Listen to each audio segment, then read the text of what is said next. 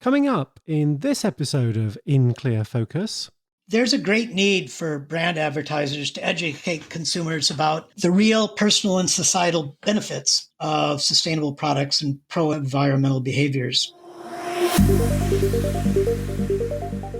You're listening to In Clear Focus, fresh perspectives on the business of advertising, produced weekly by Big Eye, a strategy-led full-service creative agency growing brands for clients globally. Hello, I'm your host, Adrian Tennant, Chief Strategy Officer. Thank you for joining us today. Extreme weather events have affected many parts of the United States, and most Americans who've experienced one in the past year see at least some link to climate change. That's according to a May survey of over 10,000 US adults conducted by Pew Research Center. Among those who've experienced extreme weather, more than 8 in 10 say climate change is a contributing factor. The recently passed Inflation Reduction Act allots billions of dollars toward green energy initiatives. That includes a 30% tax credit for building or repairing renewable energy plants, tax credits on green energy generation, and production-related credits for manufacturers of solar and wind power equipment. This week's podcast is an Encore episode featuring the author of a book entitled Inspiring Green Consumer Choices: Leverage Neuroscience to Reshape Marketplace Behavior. Its author, Michael E. Smith, is an applied cognitive neuroscientist and management professional experienced in consumer research, neurotechnology research, development, and commercialization. Michael was Vice President of Nielsen's Consumer Neuroscience Practice and is the founder and currently Principal Scientist of Adaptation Research. To discuss some of the challenges faced by marketers and practical ways we can encourage consumers to adopt more environmentally sustainable products and services, Michael joined us for this interview from his home in La Jolla, California. Michael, welcome to In Clear Focus. Adrian, it's a pleasure to be with you. So, Michael, what prompted you to write Inspiring Green Consumer Choices? Well, several things. First, it integrates two topics I've had a long interest in. One of those is the emergence of the discipline of consumer neuroscience over the last decade or so. That discipline attempts to better understand consumer decision-making through advances in neuroscience, experimental psychology, behavioral economics, and other disciplines. As you noted in the introduction, I had been working in this field for many years and watched it grow from a niche discipline to something that's become much more mainstream. The second topic was growing interest in the expanding effort of marketers to both reduce the environmental footprints of the products and services they were creating and to promote those efforts in their marketing communications. There didn't seem to be much overlap in the related literatures on these two issues, so I recognized that gap in the discussion and identified a need to introduce the fields to each other. Of course, another proximal backdrop that motivated me was the growing impacts of extreme weather across the globe and evidence that increasing numbers of consumers were voicing both greater recognition of environmental problems and greater desire to adopt more sustainable ways of existing in the world. Well, the first chapter of Inspiring Green Consumer Choices includes some eye-popping stats reflecting American consumerism. You write that the average individual living in a modern home now has over 200% more personal space in which to stretch out, consume media, and store their personal collections of stuff than someone would have done just a few generations previously. And yet, even with all this extra room, often including 1 or 2 car garages filled to the brim with more stuff, almost 1 in every 11 Americans pay for storage facilities outside their home, fueling the $40 billion a year self-storage industry. Michael, how did we get here? Well, slowly and then much faster. Following World War II in more developed nations, and especially in the US, which suffered much less at the homeland from the war, consumer behavior grew to become an increasingly large component of GDP. This mainly reflected the growth of the middle class in the US, with increasing prosperity and increasing availability of consumer goods. After a slow and relatively steady growth in demand for consumer products, essentially from the beginning of the Industrial Revolution onwards, Beginning in the 1950s, demands for such goods enter a period of essentially exponential growth that has put unsustainable impacts on the resources available to meet such demand and on the ability of the planet's physical systems to absorb the polluting byproducts of meeting those demands. The period from around 1950 to the present is sometimes referred to by resource management experts and economists as the Great Acceleration. And while one might assume that much of this increase in environmental impact simply reflects population growth, in fact, most of the growth of the consumer economy has occurred in developed nations, which haven't witnessed that much population growth, whereas much of the population growth instead has occurred in less developed nations, nations that are least responsible for the growth in consumption. What are the psychological factors behind our seemingly irrational consumption and hoarding behaviors? Well, this is not fully understood, so let me just be clear on that. But we have inklings of what's driving it. It is clear that the same reward systems in the brain that are involved in more extreme and pathological psychiatric aberrations, such as compulsive shopping, gambling addiction, extreme hoarding behavior, and also physical addictions to substances, those same mechanisms are also engaged when clinically normal people buy things. The process of shopping for and purchasing attractive products engages deep brain structures involved with reward anticipation, which provide a bit of a dopamine rush to the shopper, when they select a purchase and decide to buy it. This is a very transient effect. And our emotions regress to a kind of equilibrium after a purchase in a pretty rapid fashion. As a result, the last shiny new thing we purchased is no longer quite as exciting anymore.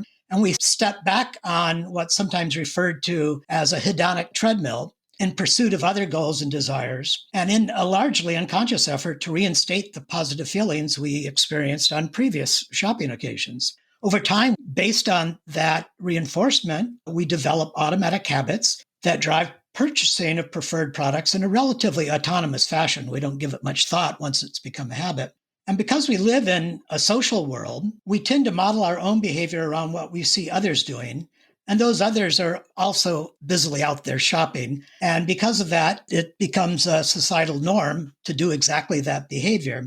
And to some degree, because people are concerned about how they are perceived by others, some purchasing relates directly to an effort to convey taste and status to our peers, to look good in the eyes of others. This is the concept of self, where what we choose to buy is really an expression of how we want others to perceive us. Very much so.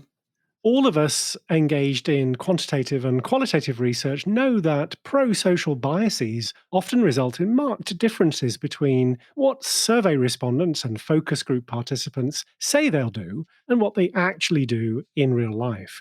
Environmentally conscious behaviors are no different. The problem, which you lay out in your book, is the gap between what consumers say about the importance of sustainability considerations in their purchase decisions and their actual choices and post-purchase pro-environmental behaviors they engage in. Can you explain this intention-action gap?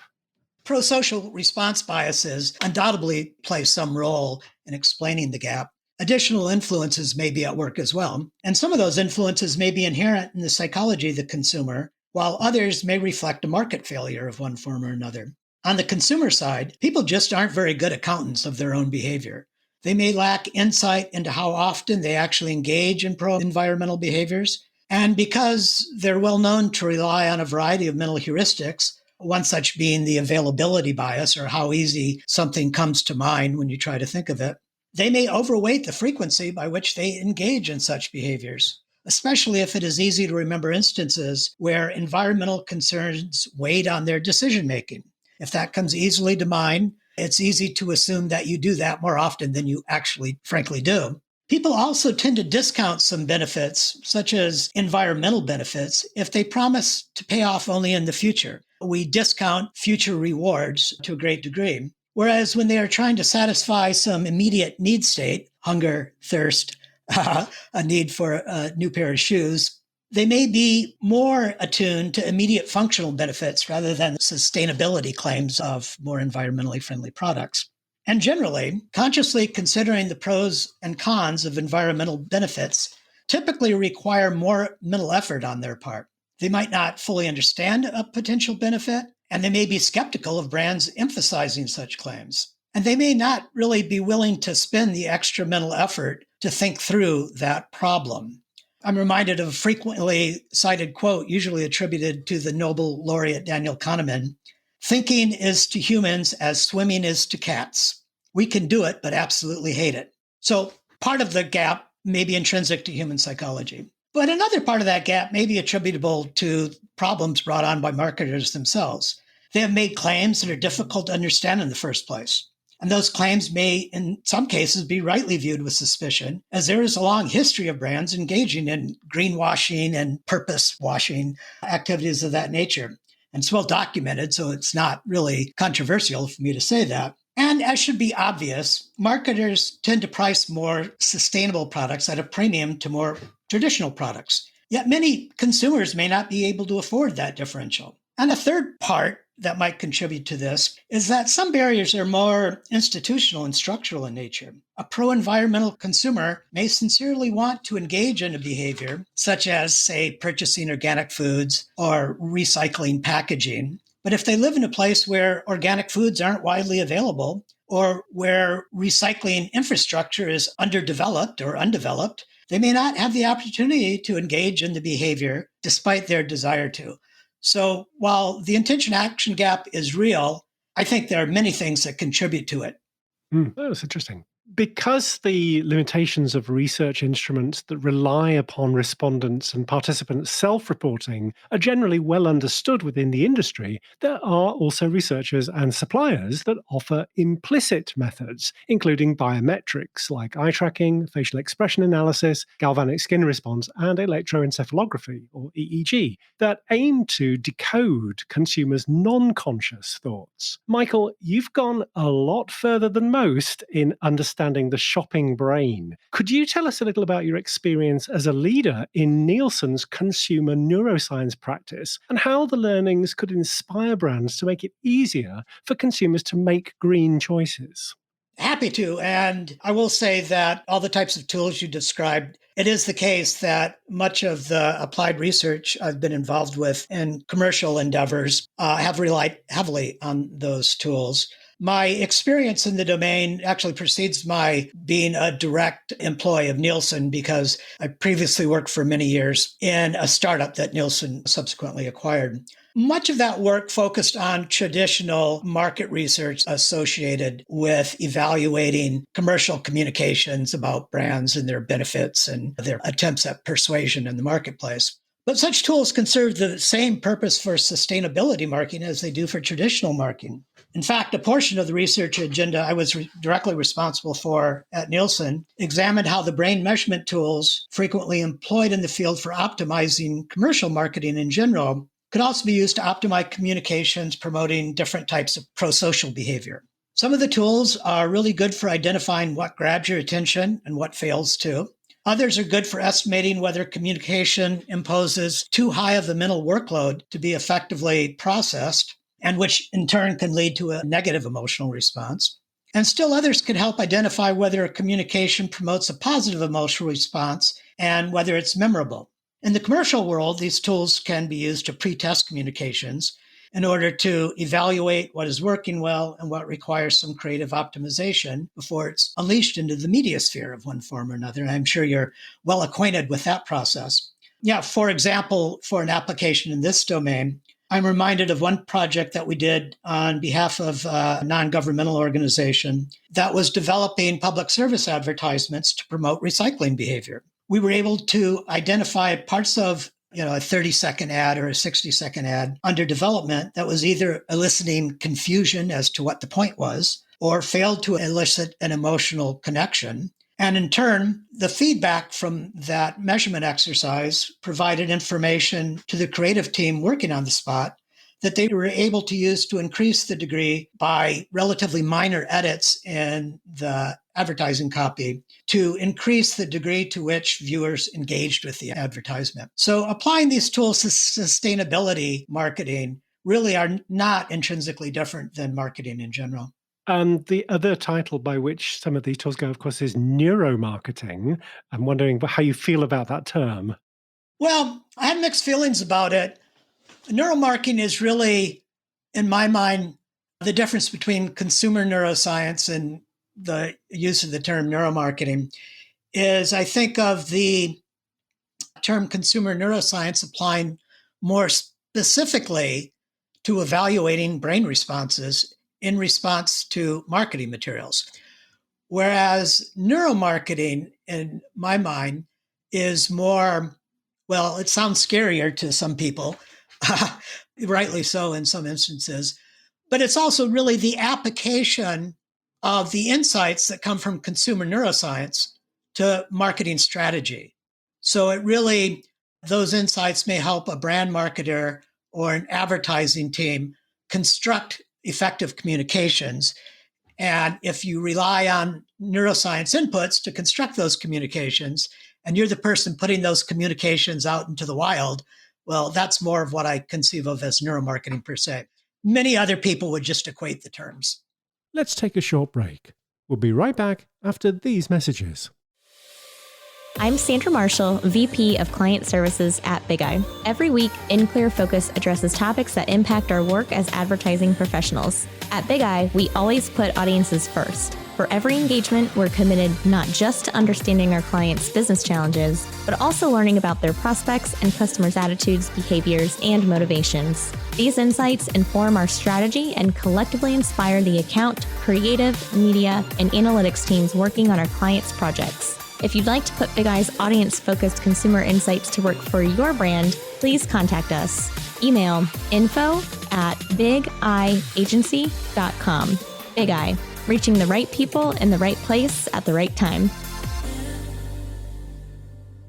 Each month, in partnership with our friends at Kogan Page, the Big Eye Book Club features interviews with authors who are experts in marketing, consumer research, and customer experience. Our featured book for August is Social Media Marketing for Business: Scaling an Integrated Social Media Strategy Across Your Organization by Andrew Jenkins. In Clear Focus listeners can save 20% on a print or electronic version of the book with exclusive promo code BIGEYE20. This code is valid for all products and pre-orders and applies to Kogan Page's free ebook offer. To order your copy of Social Media Marketing for Business, go to koganpage.com.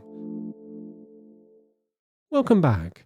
You're listening to an Encore episode featuring Michael Smith, author of the book Inspiring Green Consumer Choices: Leverage Neuroscience to Reshape Marketplace Behavior. Michael, you cite a McKinsey & Company study that found that consumers feel that it's largely the responsibility of companies and governments to reduce barriers to green consumption. What do brand marketers need to do to adjust to consumers' growing intentions to shop more green? Brand marketers need to make their sustainability claims more trustworthy and transparent if people are going to be more accepting of those claims. They also need to focus more on highlighting the immediate and concrete functional benefits of their products, and then more as a secondary consideration, focus on the more long-term and abstract environmental benefits. Because at the end of the day, if we're not getting our needs satisfied by a particular product or service, we will explore other ones. So shoppers need to be convinced that whatever their primary need is, be it taste or health or identifying something aesthetically pleasing, they're not going to go after the secondary needs. They also need to ensure that their offering has some degree of mental and physical availability. Byron Sharp, in his book, How Brands Grow, emphasizes that having something top of mind as a brand and have it physically available where you're shopping are the keys to increasing sales and growth of your brand within the broader category. And this is as true for sustainable brands as it is for any other brand. And then I think marketers really need to get comfortable with letting go of the notion that just because somebody filling out a survey says they're willing to pay more for more sustainable products, doesn't mean when the rubber hits the road that that's true. Some people can be distracted by discount on a neighboring product that they find at the shelf. And many people, the majority of the population really, especially these days, don't have the resources to spend more money on fulfilling their product needs. And so I think there needs to be a greater emphasis for marketers marketing more sustainable products to do everything they can to achieve price parity with the competition if they want to have more success in this sphere.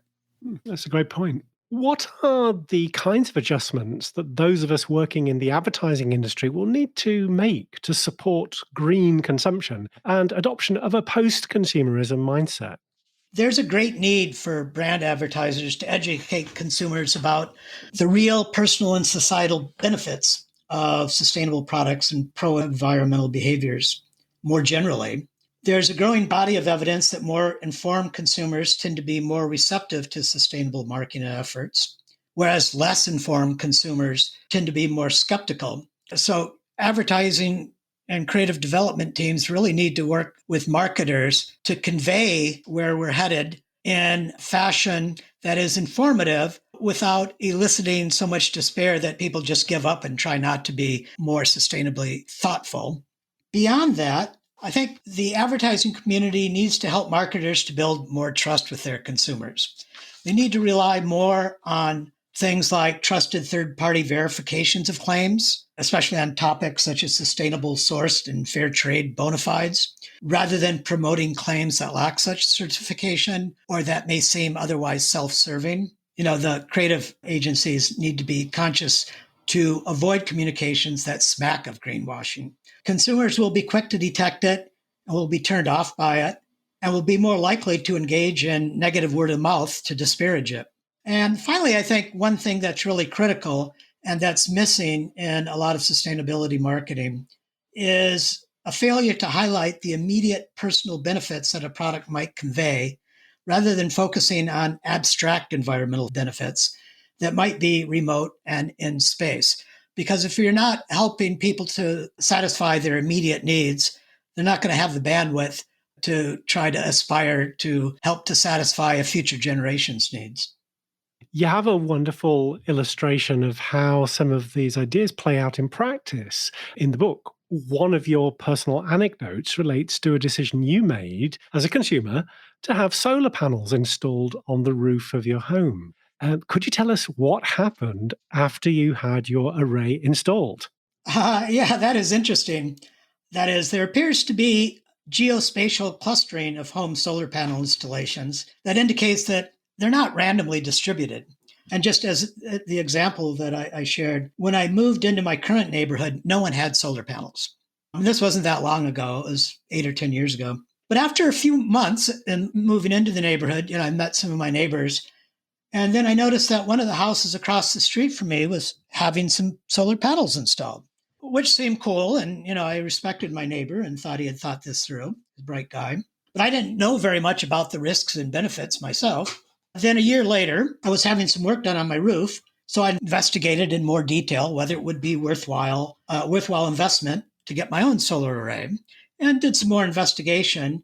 And despite some initial anxiety about it, it has proven to be a very good investment. I've already earned, my cost back and, it's now giving me free electricity. So all great. And we live in one of the cities in the country with the highest electricity rates. So all the better. But the interesting thing is, apart from my own purchase, within 2 years, two of my other nearest neighbors had also got their own solar arrays. So now we have this spatial cluster of solar arrays amongst my nearest neighbors, and no one else in the broader neighborhood have yet adopted the technology. So it certainly seemed to grow. It's like put a mold in a petri dish and a lot more mold grows around it. It seems like people are that way too. And, to some degree, this may reflect the old adage of the need to keep up with the Joneses. That is, you want to impress your neighbors that you're just as good as they are in terms of your purchase behavior. That's certainly one type of phenomena. But apart from incorporating some degree of virtue signaling, it may just serve to communicate that it is increasingly normal to make this type of decision to go solar and doesn't seem excessively complex and risky if all your neighbors are doing it too. And now it's interesting, we're going through this same cycle with electric cars. So maybe 5 years ago, we got our first electric vehicle. And then probably a year later, my next door neighbor got an electric vehicle, which, we're fueling with sunshine. So, what could be better than that? And an increasingly greater number of people in this neighborhood are doing the same thing. And A lot of people have noted that this is frequently the product adoption cycles. So the literature on the adoption of innovations usually shows that there's a vanguard of early adopters who provide a model for other people to base their behavior on. And that adoption then tends to spread from those early adopters to the rest of the population. So interesting. You think that's where we are with electric vehicles. Hertz has apparently ordered several 100,000 Teslas. So we'll be seeing even more Teslas on the road as rental vehicles. Yeah, and the great thing about the Hertz move, I'm sure Elon Musk thinks the great thing about it is it's made him billions of more dollars overnight, at least on paper. But by having these available as rental vehicles, if you feel like you're uncomfortable with the situation, you can just go rent one instead of put down the money to buy one. And many of the things that people are concerned about, like the difficulty of recharging or that the vehicles may not have enough range for your concern, and they have some for your needs, and they have anxiety about that. This ability to try before buying really allows you to get past those initial anxieties and find that it's not all that difficult or that much of a barrier to most day-to-day driving.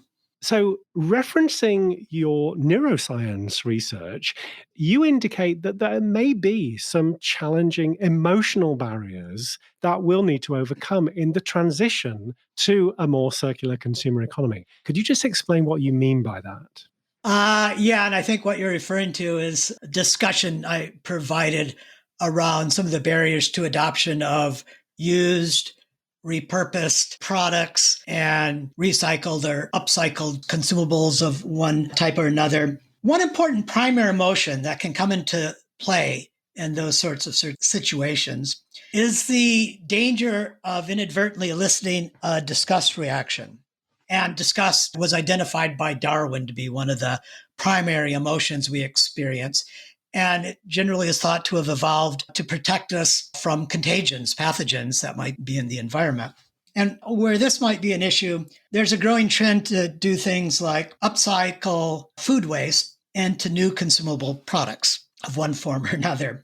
And, at least in one instance, feeding food waste to insects as feedstock, that you can then convert those insects into protein powder.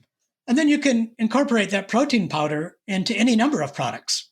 It's really low environmental impact, high quality protein. Some people just aren't down with that.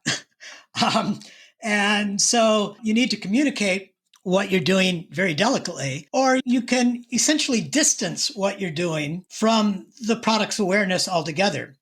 So there's a trend to essentially feed food scraps to maggots, feed the maggots to like salmon in a fish farm or chicken in a poultry operation, and then create forms of protein that are much more acceptable to humans and they're much more useful. And you lose some of the sustainability advantage there, but you're able to use sustainably developed resources in those operations, whereas they might be using other things entirely that are more impactful on the environment.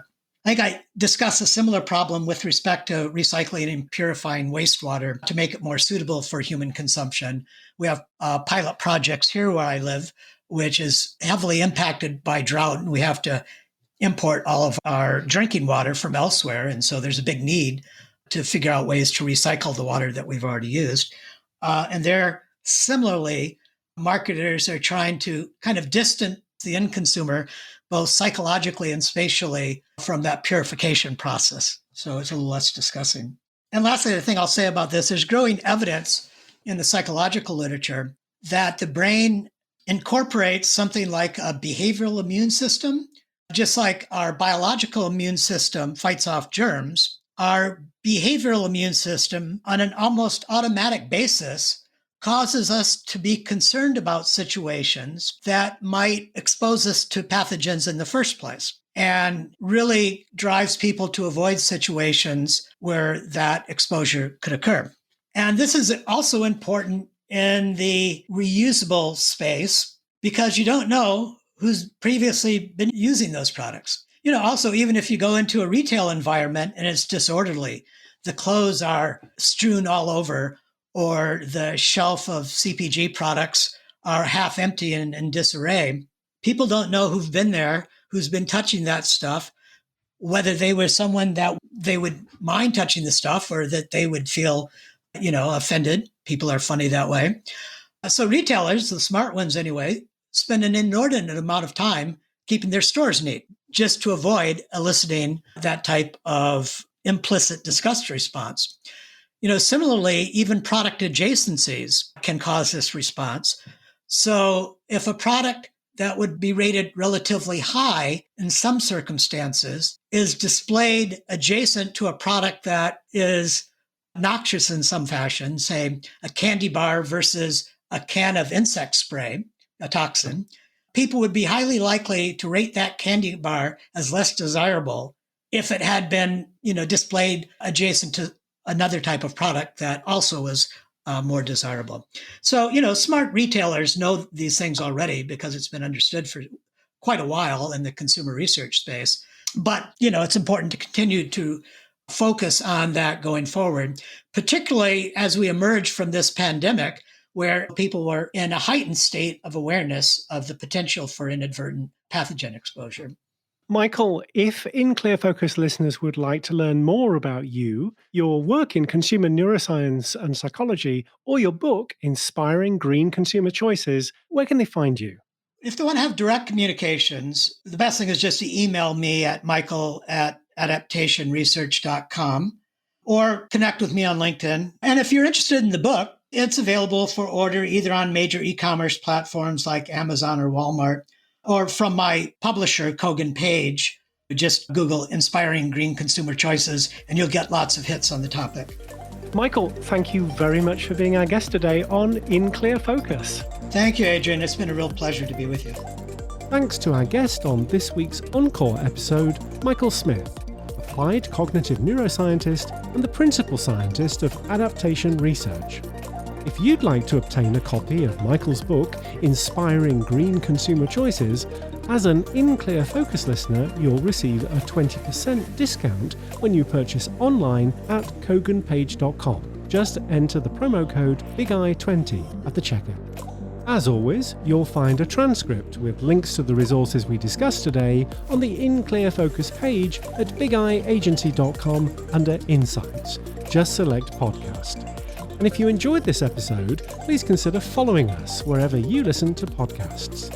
Thank you for listening to In Clear Focus, produced by Big Eye. I've been your host, Adrian Tennant. Until next week, goodbye.